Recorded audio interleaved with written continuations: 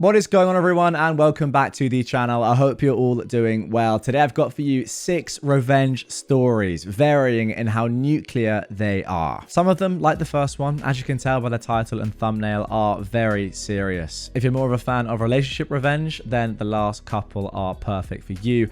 However, I must say this, the third story in today's episode involves one of the most unhinged individuals I've ever come across. The revenge is just insane for what actually happened. It's probably the most ridiculously over-the-top revenge for no real reason. I don't want to give any spoilers, but stay tuned for the third revenge story in particular. Without further ado, sit back, relax, subscribe to the channel if you're new. Let's get in to these 6 revenge stories. Make fun of my mental health? Good luck getting into college. I, an 18-year-old man, was in my junior year of high school. I'm not going to get into it, but I ended up in the mental hospital for trying to unalive myself. I'd lost one of the family members who accepted me for being gay. The only extracurricular I had was theatre. The theatre director treated me like the mum I never had, until it came to shows, at which point everyone was told how worthless we were. Not to mention, I'd been bullied relentlessly, being gay and in Oklahoma of all places. I came back from the hospital medicated and ready to finish high school. Some background. I'd spent my whole high school career trying to become the president of Drama Club. I was the only one to become inducted as a thespian as a freshman and was practically ready to be the next president. The votes came in and I lost.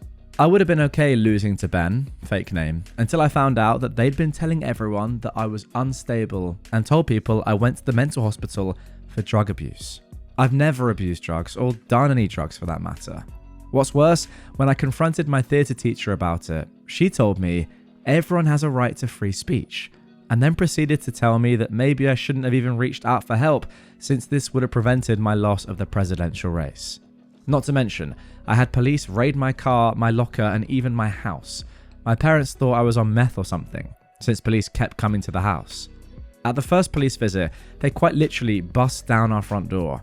I even got beat up in the parking lot of my work because a known druggie didn't believe that I didn't have anything on me. I almost got fired from my one source of income because of this ordeal, all because he made up this lie and everyone believed it and went talking. I was fuming, and I found out the top 10 colleges fought this Ben, and I emailed them all the screenshots of what he had said about me.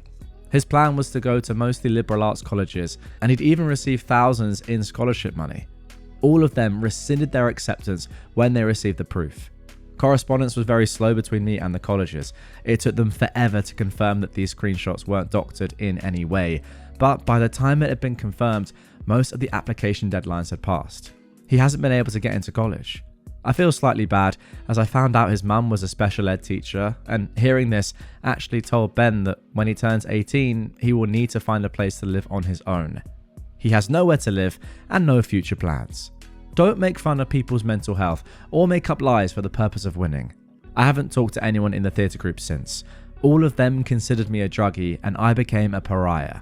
I feel a little remorse, but not enough. Yeah, you know what? I get that. Like, it's good revenge, but still, it's not enough, is it? Like, this person has done a terrible, terrible thing, Ben. Making fun of someone's mental health just to win. Like, it's disgusting. And I also sort of blame everyone else for believing what he said when there was no truth to it at all. Like, yeah, it's a horrible thing to do, and I hope you're doing better. I mean, the good news is that Ben's prospects now are not looking great. And that is deserved, by the way, because making up horrible lies about someone just to win and become president, like, who cares? Now for our next revenge story. Pager bombing a bully in '99. A few decades ago, when life was simpler and I was in school, a friend of mine was routinely bullied by a jerk. We were in 8th grade, and so was the jerk. We were the losers of our school and didn't have much recourse. We complained, but it was the 90s, and as long as no one had any bruises, the school didn't care what happened. My friends and I were also geeks who were very creative. So our retaliation was made after getting his home phone number. We did a few prank calls, but then we came up with the perfect crime: pager bombing the kid's home phone. We found out one person's pager number and discovered that the sequential numbers next to it were all pagers.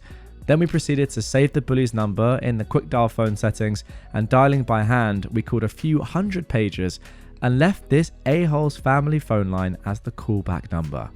We did this every day for a good week in a row, and the kid's phone line was off the hook for the next few weeks due to non-stop calls. He shared that phone line with his entire family, who were livid, naturally. It was clear that we, the geeks, had done the damage, but there was no proof to be found. Instead of escalating things to get our butts kicked, this actually broke the bully's spirit. I assume his parents found out why he was a target, and we just denied any involvement. Just goes to show, there's many creative ways to mess up someone's social life without anything being directly traceable. This is also a reminder that email address and text send spoofing is very doable. Now, to be honest, I think that I am just on the edge of the age where I have no idea what pages are, and I'm not quite sure what that means still. I think it's a US thing as well, so I'm a little bit in the dark. So, you older folk, let me know in the comments down below. Am I misinterpreting things here? But I feel like it's just spamming a number and then just, it being on different websites. Almost like when you're on a list, when you sign up to some email thing and you're on a list and then loads of other, you get those spam emails. I think it's a bit like that. Forgive me though for being so young and innocent. But yeah, let me know in the comments down below. Nonetheless, very good revenge. I'm not sure about saying that the email address and text send spoofing is very doable. I wouldn't recommend that unless someone is a bully. Go for it. Frick you, Jeff. I'll start with some information relevant to the story and about me. 1. I'm 29 and this happened when I was 22. 2. My dad was a private investigator and he started taking me with him to work when I was 16. Straight after high school, I became one as well. I freaking love my job. 3. I have a motorcycle. Really good for stalking people. Interesting. I suppose private investigators... would you use the word stalk there? It's a pretty negative word. Spy on, perhaps? I don't know. But anyway, so let's begin. Everything started after I came back from Japan. It was a quick holiday trip. I'm talking 3 weeks. The trip itself isn't relevant to the story, but when I was in Japan, I bought a pair of jeans. I'm talking about jeans especially made for me. A $600 pair. It took 2 weeks to make them, and I freaking loved them. I still have them, and they still have the cigarette stain that started all of this. When I came back to Poland, I was proudly wearing those jeans 3 to 5 times a week. I remember it like it was yesterday. 7:05 a.m. I woke up, hopped in the shower, ate breakfast, and saw that I didn't have any meat in the fridge. I still had almost 40 minutes of free time, and I lived like a 2-minute walk from a pretty big supermarket. I'd been a regular there for 2 years. The cashiers knew me and I knew them. And there was this one guy that worked there, let's name him Jeff. Frickin' 150 centimeters tall, 40 kg max, chain smoker. All the workers smoked in the same spot. So, I'm walking to the store, and to get there from my place, you have to pass the smoking area. As I'm walking by, this dude throws his lit cigarette in my direction, and of course it hits my brand frickin' new perfect jeans, leaving a black burn mark on the material. I look at the guy. He stares at me. 5 seconds. As in really, 5 full seconds. I ask, are you going to say sorry? I don't care. Then he opens a back door that leads to the store's storage area. I was fuming. So, I bought the meat, came back home, and I tried to wash my jeans. But it was over. The stain stayed forever. I even asked my grandma after 2 days of trying to get it out, and she couldn't do anything. So I knew, this is it. That was the moment I started planning my revenge. Stage 1. Stalking. Okay, it feels to me as if OP doesn't really care about the negative connotations of that word. Maybe that is just the word that they use. It's worth saying as well that OP is Polish, so his English isn't the best. He said that himself at the start of this. So I know, I don't want to say stalking, but let's go with it. That's what OP said. I wanted to know everything about him. What he drives, where he lives, if he has a girlfriend or a wife, what his role at the store is, where he goes after work, his habits, everything. At the time, I didn't know what I wanted to do to him, but I knew I would get revenge. Stage 2, unemployment. After 6 weeks of stalking, I had a lot of info. Jeff lived in an apartment 50 minutes away from the store.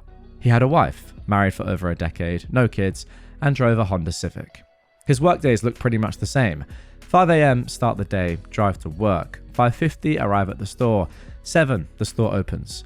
40 cigarette breaks during work. The dude smoked 2 packs a day. That is insane. 3 p.m. usually gets back home. Sometimes he ran small errands, gas station, post office, typical stuff. Saturdays were similar but with more hours. Sundays were his day off. He worked at a garage out of town with his dad, I think. The guy looked like an older version of Jeff. I decided the easiest way to mess with him was to get him fired. Since he was responsible for opening the store, if he was late by more than 30 minutes, he was screwed. The store wouldn't be ready before 7 a.m. So I started simply, stealing his gas at night. The next day, he didn't show up in time. The store opened 20 minutes late. I knew the manager was annoyed. I did that 3 times a week, hoping that after 2 weeks, he'd be fired. He didn't get fired. Instead, they gave him a private parking spot with a security gate and a huge fence, so I had to come up with something else. I decided to just screw up his car entirely.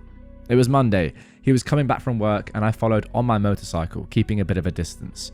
He stopped at a bakery, so did I. When he went inside, I dumped a bunch of sugar into his gas tank. A few kilometers later, I happily watched as he had to pull over. His wife didn't have a car, and I don't think he could afford anything new. 3 weeks later, after struggling with public transport and being late every single day, he got fired. I've got to say, this guy so far is absolutely unhinged. All he did was just throw a cigarette butt. And we're not even getting close to being started here, guys, to be honest. Look at stage 3, divorce. So, he got fired. I asked myself, is that enough?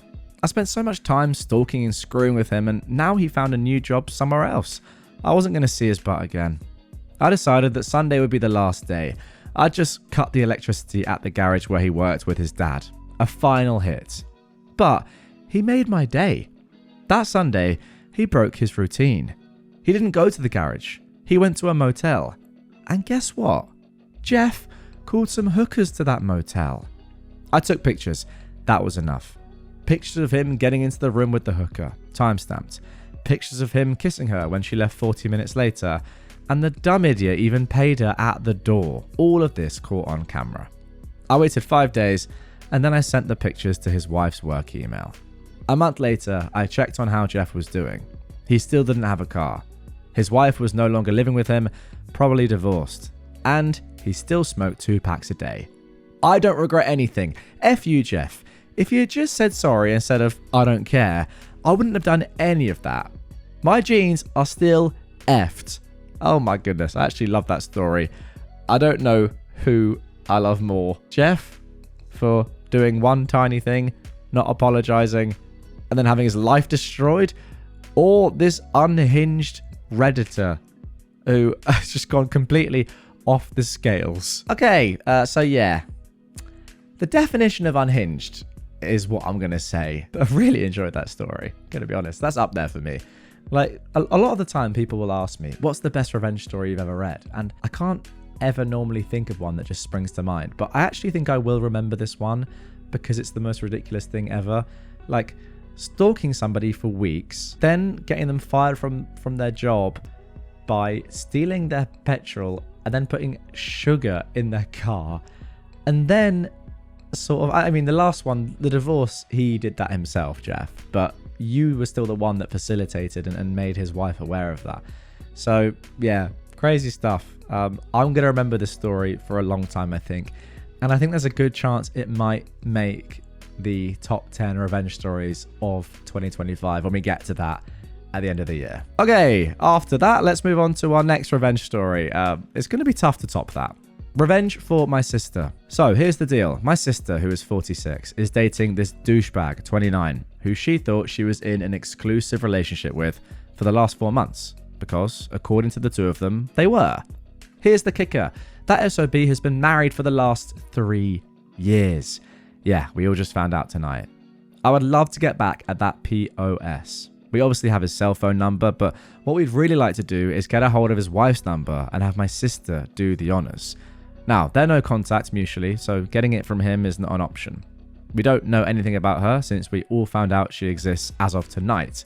We just need a way to figure out how do we score that cell number. Ideas?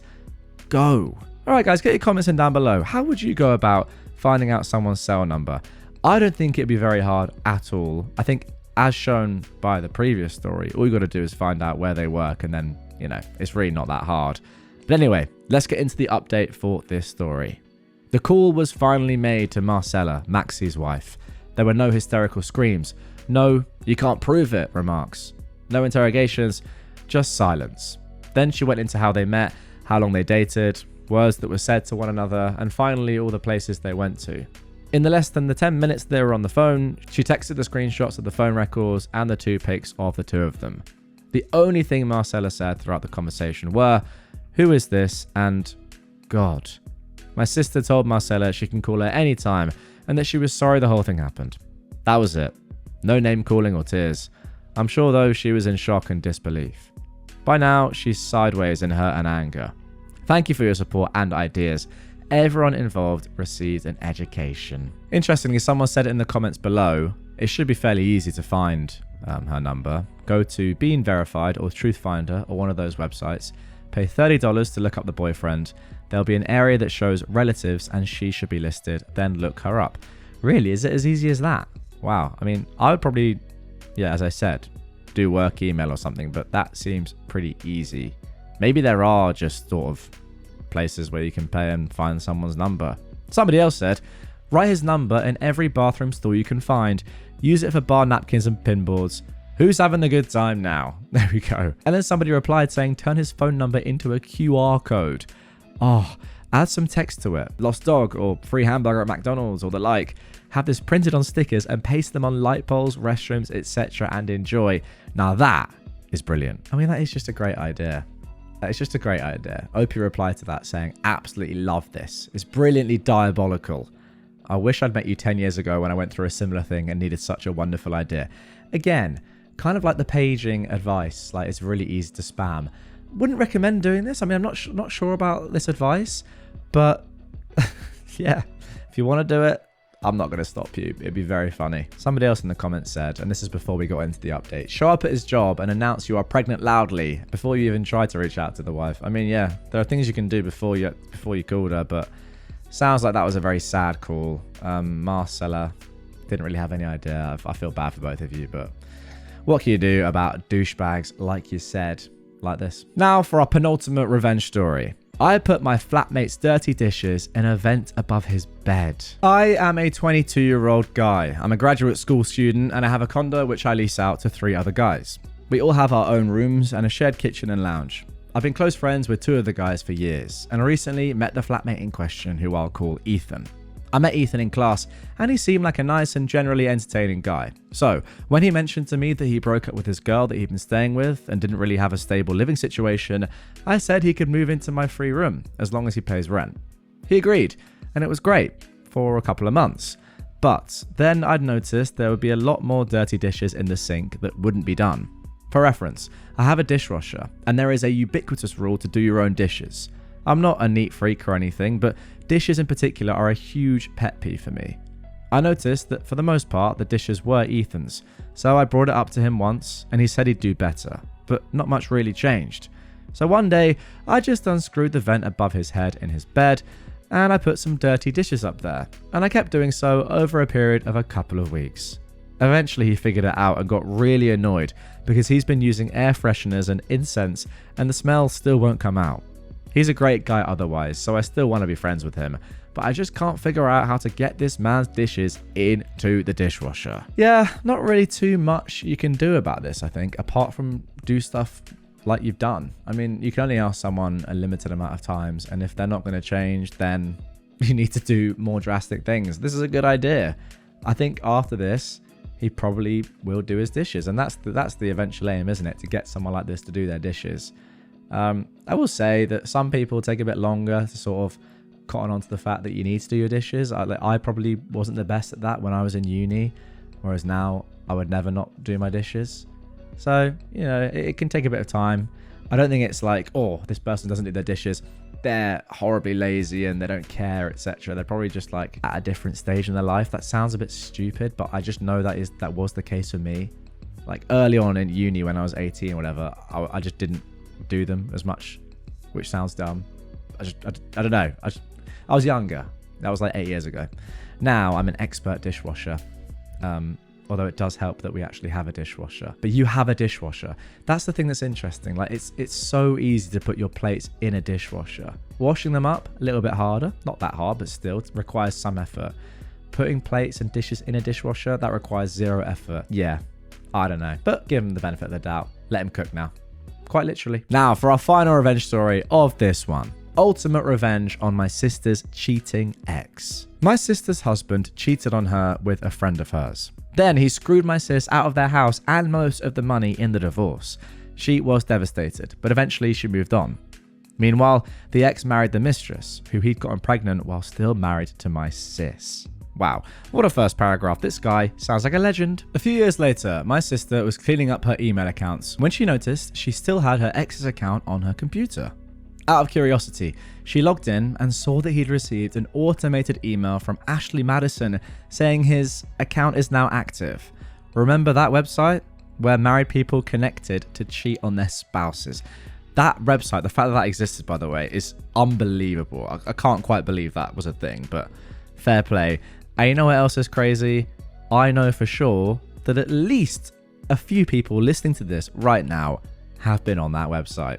Shout out to you guys. Anyway, she went on Ashley Madison, and sure enough, he had an account. Lesson: always change your email passwords after a divorce. When she told me, I had the most devious idea. I created a fake Ashley Madison account, pretending I was a very attractive married woman in his city who wanted to cheat. I sent him a wink, he bit, and we began talking. And then planned on getting together for sex. He got very graphic in what he wanted to do, and how his wife never wanted to put out. He also included a lot of detail about his life, his job, negative comments about his wife, stuff only he could know. I strung him along for weeks. We exchanged well over 100 messages. Finally, we made plans to get together at a motel near his house. Of course, nobody showed up, but I sent him a message late that night, thanking him for the fantastic sex. Then I printed out the entire message exchange and I sent it to his wife's office. She obviously bought it. He was livid and sent angry messages to my fake account, but I convinced him that my husband had somehow broken into my account and that's who mailed it to her. He believed me. She left him, got the house and full custody of their kid and alimony. This was years ago and he's never remarried and still lives in a trashy apartment. And he's got no idea who did this to him. No regrets. Well, I reckon you can actually tell him now, because that will be like a huge moment of victory for you. And also, you've not done anything like illegal. Like, you can't say, oh, it was you, therefore, blah, blah, blah, I'm going to sue you, like, you know, go to the police, whatever. You've not done anything wrong. So I would tell him and just sort of like, yeah, revel in that feeling of him now knowing it was you. I don't know, like, let me know in the comments down below. What do you think? Do you think this dude would be more annoyed now knowing it was you? Or do you think him not knowing for his entire life will just play on his mind for decades and that would be more annoying? I'm not sure. But maybe you just let him suffer forever and it's going to be on his mind forever. I don't know. Let me know in the comments down below. Anyway, great revenge, and once again, I cannot believe that Ashley Madison existed, and a few of you dirty people out there used it. I know you did. There are enough people that view and listen to this content that it's a stat. One of you has to have done. Disgusting. But also, I'm secretly proud of you. That was a joke. Anyway, guys, this is the thing when we get long enough into these episodes like we are right now. I start to go slightly delirious. Whether or not that's a sort of good thing or not, it's up to you. Whether or not that's an incentive for you to watch the entirety of these videos, who knows? Let me know in the comments. Do you enjoy these silly rambles as much as I do? Because I love them. Thank you, and good night.